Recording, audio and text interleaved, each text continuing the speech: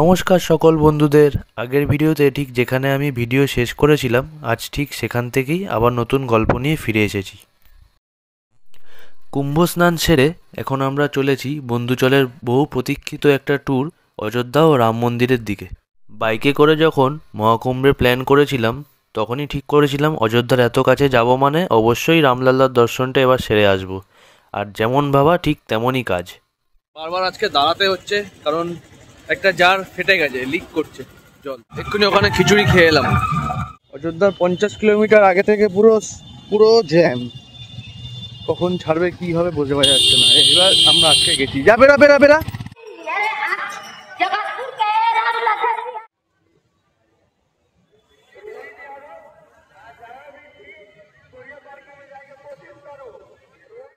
মন্দিরের মধ্যেই হোটেল, ভেতরে বজরংবলীর মন্দির আছে। আমাদের hotel hotel the Lakshman palace.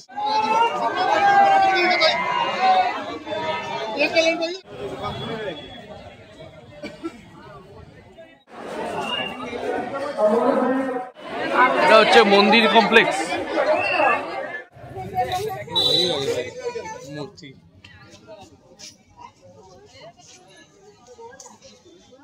ঠাকুর অবশ্যই দেখছে।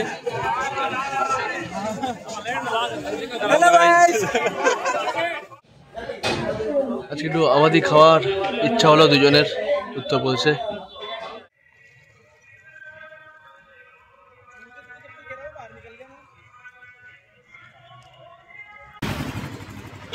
দুটো বেজে গেছে, এখনো সুলতানপুরেই ঢুকতে পারিনি। বারবার আজকে দাঁড়াতে হচ্ছে কারণ একটা জার ফেটে গেছে, লিক করছে জলের যে জার ছিল। তবে এখানে চারিদিকে রাস্তায় আজকে খাওয়াচ্ছে সরস্বতী পুজো উপলক্ষে। 2-3 জায়গায় খেয়ে নিলাম অলরেডি, খিচুড়ি, ভাত, ডাল, ছোলা, এভাবেই চলছে। আবার সব খুলে খালে সেট করতে হচ্ছে।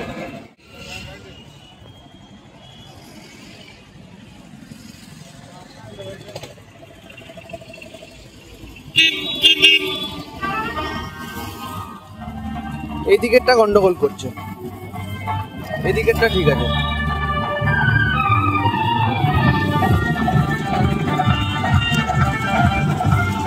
এক্ষুনি ওখানে খিচুড়ি খেয়ে এলাম ওই যেখান থেকে।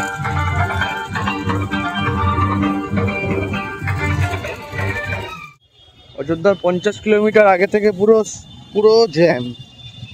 কখন ছাড়বে কি হবে বুঝতে পারা যাচ্ছে না। এবার আমরা আজকে গেছি, যা বেরা বেরা বেরা। আমি নেমে গেছি, সুব্রত ফাঁক ফোকর দিয়ে বেরোচ্ছে যতটা পারছে।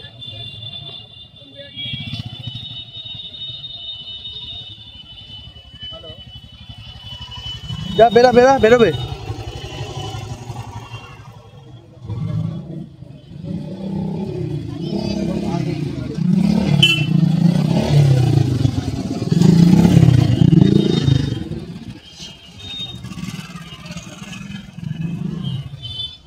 পুরো জ্যাম। এই ক্রসিং এর এই পাশটার দিকে জ্যাম, আর ওই ক্রসিং এর ওই দিকে জ্যাম। আসার গাড়িগুলো সব ওইদিকে পুরো দাঁড়িয়ে আছে রাস্তা জুড়ে, আর এদিকে যাওয়ার গাড়িগুলো এইদিকে দাঁড়িয়ে আছে রাস্তা জুড়ে। শ্রীরামের গান শুনতে শুনতে আমরা শত শত গাড়ির ভিড় জ্যাম ঠেলে বিকেল 4টে নাগাদ অযোধ্যা পৌঁছে গেলাম। এবার আমাদের হোটেল পৌঁছানোর পালা। আমরা অযোধ্যা চলে এসেছি। অযোধ্যার যে হোটেলটায় আমরা আছি তার রুম হচ্ছে এইটা। আমরা যে রুমটা নিয়েছি 3000 টাকা করে, এসি রুম আছে। এই হচ্ছে রুম, এলইডি, একটা বড় কিং সাইজ না কুইন সাইজ বেড, এটা মিরার, এসি, আর এই হচ্ছে টয়লেট। গ্রাউন্ড ফ্লোরে আছে, ঠিক লক্ষণঘাটের অপোজিটে। লক্ষণঘাটের অপোজিটে, আমি বাইরে থেকেও দেখিয়ে দেবো। লক্ষণঘাটের অপোজিটে হচ্ছে এই হোটেলটা, তার রুম। এটা হচ্ছে আমাদের অযোধ্যার হোটেল। হোটেলের ভেতরে লনটা এখনো প্রপার্টিটা তৈরি হচ্ছে, ঠিক করে প্রপার্টিটা তৈরি হয়নি, এখনো হচ্ছে। মন্দিরের মধ্যেই হোটেল, ভেতরে বজরংবলীর মন্দির আছে।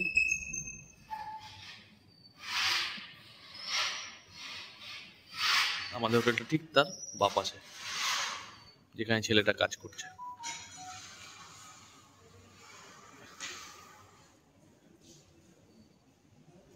আর এই হোটেলের গেট থেকেই একদম দেখা যাচ্ছে সূর্য নদী। এই হচ্ছে সূর্য নদী। ওকে দিয়ে দে না, দিয়ে দেবে। আর এই হচ্ছে আমাদের হোটেল দ্য লক্ষ্মণ প্যালেস, ঠিক লক্ষণ ঘাটের অপোজিটে। বুঝি বাবা, এখান থেকে বেশি তাড়াতাড়ি আমি পালাই, তাহলে মুশকিল আছে। দেখতেই পাচ্ছেন কারণগুলো। হচ্ছে সূর্য নদীর পার, কিন্তু অ্যাকচুয়াল সূর্য নদীটা হচ্ছে ওই পারে। আর এইখান থেকে নদীটাকে বাইপাস করে এখানে কিছু জল ঢুকিয়েছে। আর এই সিনারিটা হরিদ্বারের মতো সিস্টেম করেছে, মানে গঙ্গা একদিকে, গঙ্গার একটা শাখা নদী যেরকম হরিদ্বারে বানানো, অযোধ্যাতেও ঠিক সেম সিস্টেম করা হয়েছে। সূর্য নদীটা অ্যাকচুয়াল ওই পারে বাইপাস করে জল ঢুকিয়ে এইটা বানানো হয়েছে। আর আমরা দেব দীপাবলির সময় যেই সিনারিটা দেখি সাজানো ফুল দিয়ে, লাইট দিয়ে, প্রদীপ দিয়ে, এটা এই দুই পাশ ধরে হয়। আর লোকজন সূর্য নদীর চানটা মেন নদীতে করে না, এইখানে করে অযোধ্যা।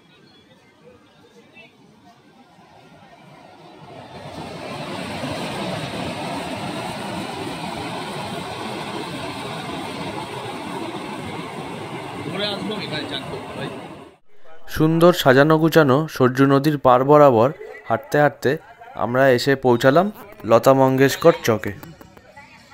সুন্দর এই মস্ত বড় বিনা পানির সৌধটি বানিয়ে এই মোড়টির নামকরণ করা হয়েছে আমাদের ভারতরত্ন লতা মঙ্গেশকরজির নামে। এটি অযোধ্যা শহরের বিখ্যাত কিছু ল্যান্ডমার্কগুলির মধ্যে অন্যতম। লতা মঙ্গেশকর চক থেকে একটা রাস্তা গেছে ধরমপথের দিকে, আর এখন আমরা যেই রাস্তাটা দিয়ে হেঁটে যাচ্ছি সেই রাস্তাটা যাচ্ছে হনুমানগড়ি ও রাজদোয়ার মন্দিরের দিকে। এই রাস্তারই ডান সাইডের উঁচু গম্বুজের মন্দিরটি হচ্ছে রাজদোয়ার মন্দির। এটা অযোধ্যার সবথেকে উঁচু মন্দির, আর এর ঠিক বিপরীতেই হনুমানজির হনুমানগড়ি মন্দির। অযোধ্যার লোকাল মানুষের কথা অনুযায়ী রামলাল্লার দর্শনের আগে হনুমানগড়িতে হনুমানজির দর্শন সেরে ওনার থেকে পারমিশন নিয়ে তারপর রামলাল্লার দর্শন করতে যেতে হয়। এটাই নাকি এখানকার নিয়ম। তাই আমরা অযোধ্যার রীতি মেনে এখানে সবার আগে হনুমানগড়িতে চলে এসেছি হনুমানজির থেকে অনুমতি নিতে রামলাল্লার দর্শনের জন্য।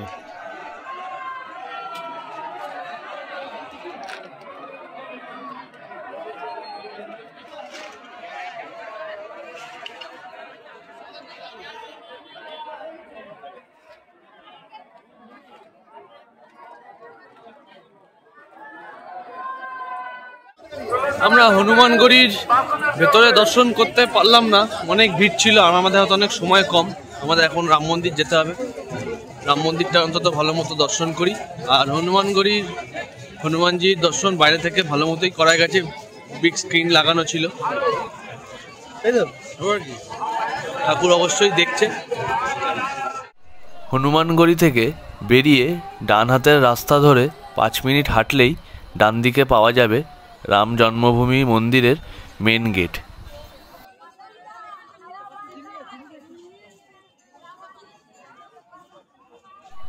মন্দিরের মেন গেট থেকে প্রবেশ করতেই ডান দিকে দেখা যাবে পাথরের ওপরে খুব সুন্দর করে রামায়ণের বিবরণ করে শিল্পকলা করা আছে, আর বাঁ হাতে দেখা যাবে শ্রী সুগ্রীবের কিলা।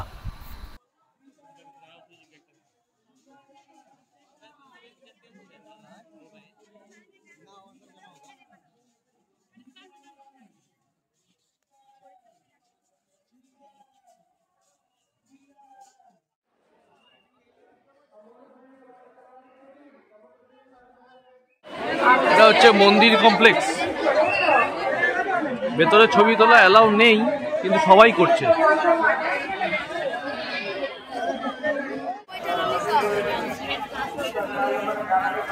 এইগুলো হচ্ছে জুতো রাখার জায়গা। এখান থেকে জুতো রেখে দেন লাইন দিয়ে এই ভেতরে যেতে হবে।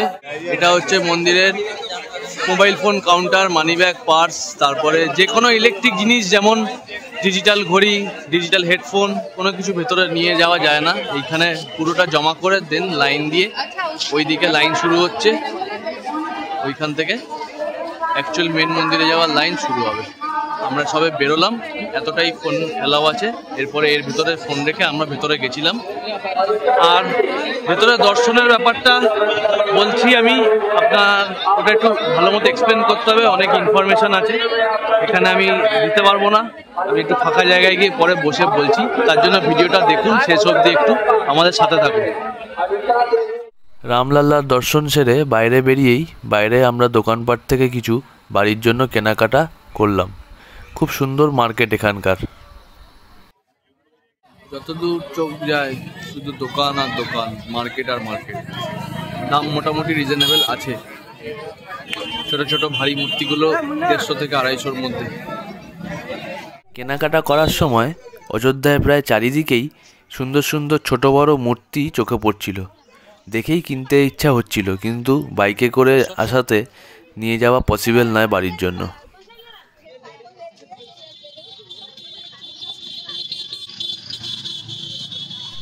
বাড়ির জন্য ছোট একটা রামলাল্লার মূর্তি কিনে আমরা এবার বেরিয়ে পড়লাম রাতের খাবারের খোঁজে। আজকে একটু আবাদি খাওয়ার ইচ্ছা হলো দুজনের উত্তরপ্রদেশে, তাই এসছি আবাদ কা স্বাদ বলে একটা রেস্টুরেন্টে। এই হলো আজকের আবাদ কা স্বাদ রেস্টুরেন্টের মেনু। আর এই হলো আমাদের আজকের আবাদি।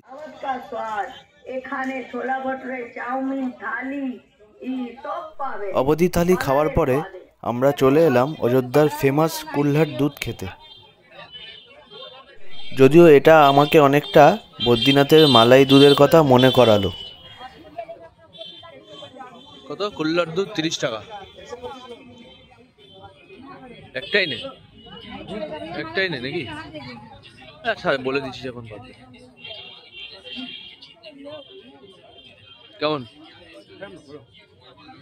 মিষ্টি?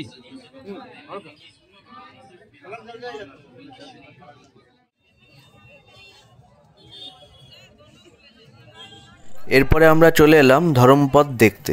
খুব সুন্দর সাজানো গুছানো একদম এই রাস্তাটা। সরজু নদীর পার ধরে হোটেল ফেরার পথে রাত্রে জলের স্রোত কম থাকায় আর লোভ সামলানো গেল না। একটু পা ভেজানোর জন্য মাঝ নদীতে নেমেই পড়লাম দুজনে।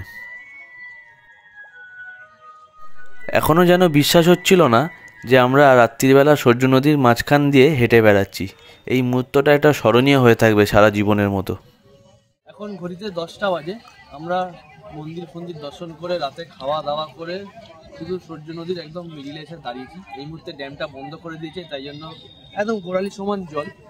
তা আমি যে ইনফরমেটিভ একটা জিনিস দেওয়ার জন্য বলেছিলাম, সেইটা হচ্ছে মন্দিরে তো জুতো রাখার একটা আলাদা লাইন, তারপরে সেই লাইনটা পার করে গিয়ে ফোন বা ইলেকট্রনিক জিনিস রাখার আরেকটা লাইন, সেটাও খুব বড়। সেটাও পার করে গিয়ে যখন আপনারা মেন মন্দিরে ঢুকছেন, ট্রাই করবেন ডান দিকের লাইনটায় যাওয়ার।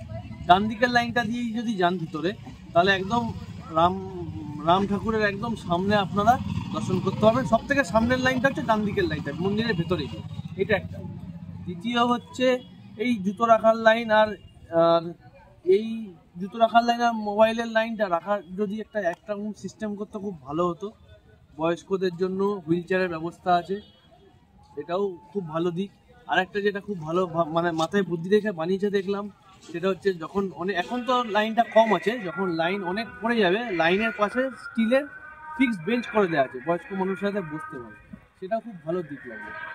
বাকি সব ঠিক আছে। এমনি মন্দিরের স্ট্রাকচার নিয়ে কিছু বলার নেই, আপনারা অন্যান্যভাবেও দেখতে পারেন। দেখানোর তো কিছু নেই, এগুলো মোবাইল যেহেতু ঢুকতে দেয় না। কিন্তু মারাত্মক। যখন এটা পুরো রেডি হয়ে যাবে, শুধু এই মন্দিরটা ঘুরে দেখার জন্য একটা দিন সবাইকে হাতে রাখতে হবে। গুড নাইট, আবার কালকে দেখা হবে।